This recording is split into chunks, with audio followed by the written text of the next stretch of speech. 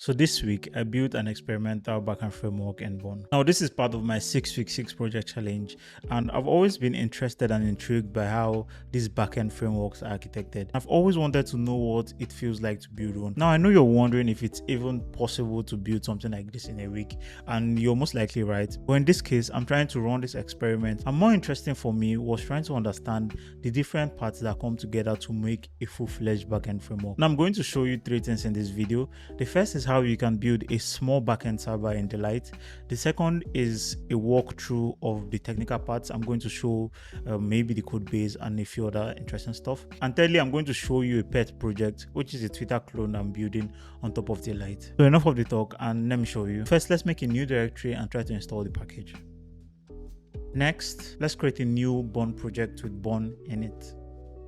And then we can open this in Visual Studio Code. So if you're not familiar with Bone is a new runtime that boasts of incredible performance, and I've always wanted to try it, and this was the perfect project for that. Now I must mention that Bone has native support for TypeScript file, and you do not need the TSC compiler to transpile TypeScript files. Now to start this project, you would use the Bone command and give it a file, in this case index.ts, and it's going to run the content of this file. So next, let's install our package. The way to install packages in Bone is by using the Bone add command. Now the name of this library is Delight Framework. The command we want to have is bone -- watch. Now when you add the -- watch flag, Bone is going to try to rerun all these files when anything changes. After importing the library, the next thing is try to create an instance of it. Now this follows the express pattern, and I just return a factory function that returns an object which is an instance of this app.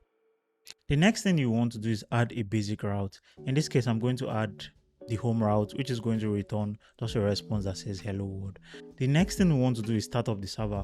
We do this by calling the listing method on the app and providing a port to start on, in this case 9000. Now let's head over to Postman and try to query this endpoint. Remember, it's on localhost on port 9000, and it's also like a GET request, and yeah, this will return the response. Now we could go here and try to change something and try to run it again, and it reflects. Now this is the short form for adding routes. There's also an app.route method which takes an object that is a property for this route, in this case a path, a handler function, and a method. Now the handler function is going to return a response.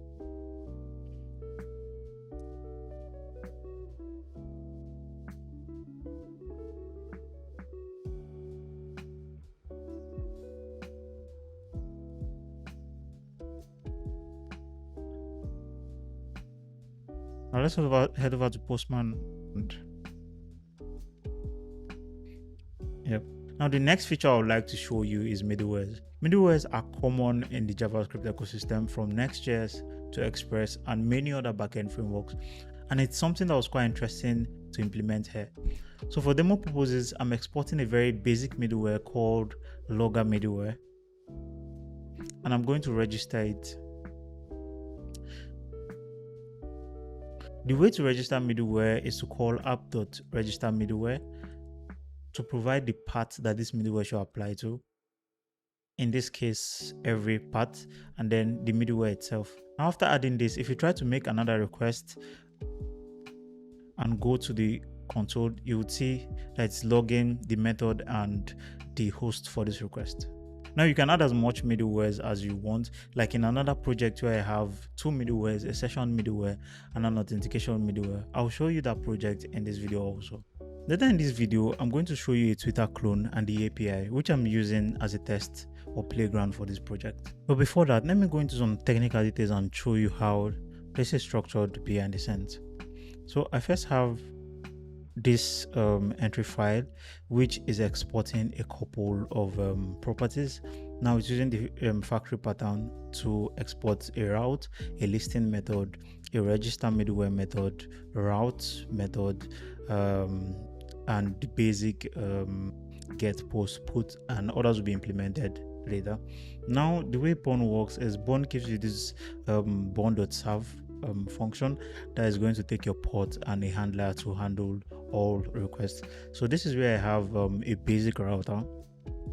So the way this works is just an array of routes that when you call app.route or app.get is going to register it to this route array, and after that, whenever a request comes in, it's going to filter through the routes and choose the appropriate one to render. Now I'll show you.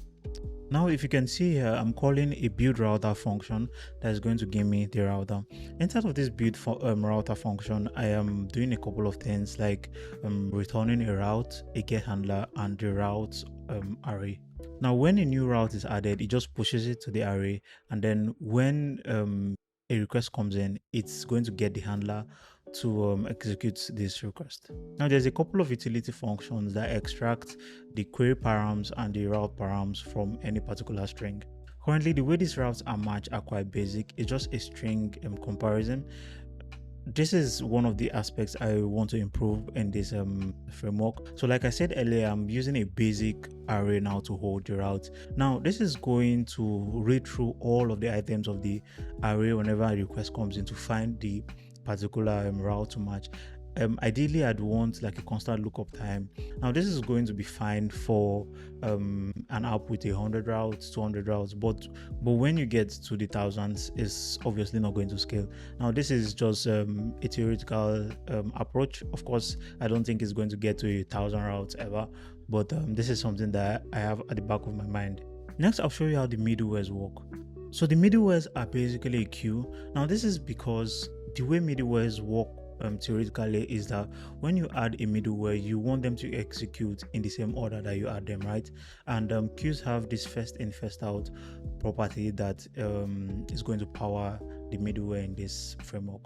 So I have this middleware queue that is extending from this queue class, and it exposes a couple of functions like enqueue and the queue, and there's also this additional process queue which is going to run every time a request comes in. So whenever a request comes in, it's going to process this queue. As you can see here, it's first checking if the routes match, and after that is going to execute the middleware. Now, and this is happening async. As you can see here, when you call register middleware, it's going to add an item to the queue, and is obviously returning this register middleware and a list of all middlewares to the app. So it's time to show you the Twitter API that I've built on top of this. So it's basically an API that is using a SQLite database and is using Prisma for the ORM. And here the first thing you can notice is I'm registering a couple of more middlewares. The first of them is the session middleware, and the second of them is the authentication middleware. What the session middleware does is going to extract the session ID from the cookie and try to query the database for that particular session. Now I'm using this for authentication, and this is built outside of the framework right now. I have future plans to build authentication inside of the framework, but for now this is what I could achieve. All I have here is the basic CRUD. There is an endpoint for creating posts, and as you can see, we are checking if the user is authenticated first with this utility function that is just basically checking the request of session. After that, you have another endpoint to get all the posts, and after that you have another endpoint to get a specific post and to update posts, to delete a post, and to create user. Right now there's no authentication built into the framework. What I'm doing here is just a basic session authentication setup. Right now I'm just creating a session role on the session table and returning the session ID to the client as a cookie, and then the API is going to check incoming requests for this session ID and then use it to authenticate the user. Now there's two additional methods here, which are the options method. This is something I came to learn about by building this framework. Every time you send a post request, it's going to send an options request also. You just have to return a dummy response to tell the client that you are available for this request. This is called the pre-flight request, and is well documented also. So let me head over to the UI and show you. So first, I have the sign in UI, and I'm going to sign in right now. And what this does is that it adds a session cookie here, and this is the cookie that is going to be sent to the backend for subsequent requests. Right now, I'm just going to try to create a new tweet. Let's say what's happening, if I can spell that correctly. and then I'm going to try to create this post. So now it's bare bones and there's no like auto refresh, so I'm going to refresh it manually, and you can see it here. As you can see, this is the only part of the app that is dynamic. All these other parts are static, just for the visual and the aesthetics. I plan to gradually build all other parts of this Twitter client in the framework. Now, this is to enable me test things and use this as a playground and validate all those assumptions that I have. Now, there's a lot of things I would love to improve in this framework. The first of them is using a more performant data structure for the routes, like a tree data structure or something like that.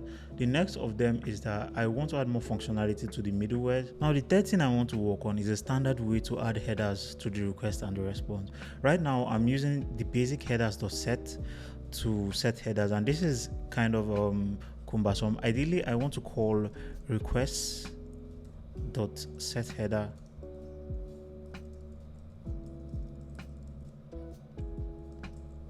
with a couple of to pass in an object that's going to set the header. Right now this is not supported because I'm just using the bare bone request class as is given by Bon, which adheres to the request fetch standard. I want to have an opinionated way to manage authentication, like session-based authentication and JWT-based authentication. Now, this project was scary at first. I didn't know where to start, but as I kept working on it, I began to understand more and more how these frameworks are architected. I'm looking forward to when I have free time to continue working on this project. If you enjoyed this video, you might want to subscribe to this channel. Next week, I'm going to try to build a project tracker in Remix. Now, I've not used Remix before. I've never seen what it looks like, but I'm excited to learn it and try to build something as fast as possible. Thank you for watching this video and see you next week.